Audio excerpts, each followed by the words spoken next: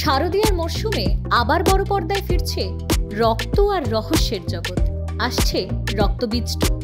পরিচালক জুটি শিবপ্রসাদ মুখোপাধ্যায় ও নন্দিতা রায়ের জনপ্রিয় থ্রিলার রক্তবীজের দ্বিতীয় অধ্যায় এবার মুক্তি পেতে চলেছে পুজোয়। দর্শকদের জন্য এটা যেন একরকম চমকই।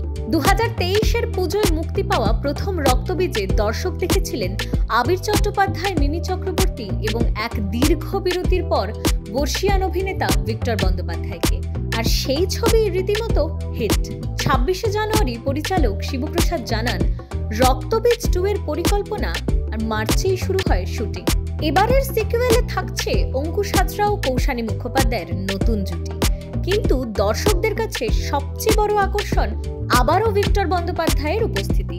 রক্তবীজের পর আবারও কাজ করার সুযোগ হলো প্রবাদ প্রতিম ভিক্টর বন্দ্যোপাধ্যায়ের সঙ্গে।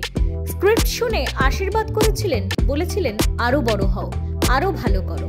তখনই কথা দিয়েছিলেন 5টা ছবি করবেন আমাদের সঙ্গে।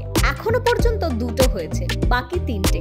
ঠিক এরকমটাই বললেন শিবপ্রসাদ মুখোপাধ্যায়। পরিচালকের এই পোস্টেই স্পষ্ট, রক্তবীজ 2তেই শেষ নয় ভিক্টরের সফর। আগামীতে আরও ছবিতে তাকে দেখা যেতে পারে উইন্ডোজ ব্যানারে। শিবপ্রসাদ ও নন্দিতার হাত ধরে ফের একবার থ্রিলারের টান টান উত্তেজনা নিয়ে আসছে রক্তবীজ 2। এই পুজোয় বড় পর্দায় অপেক্ষা শুধু আর একটা নতুন রহস্যের পর্দা ফাঁস হওয়ার। Adita কুণ্ডুর report, news pole Bangla.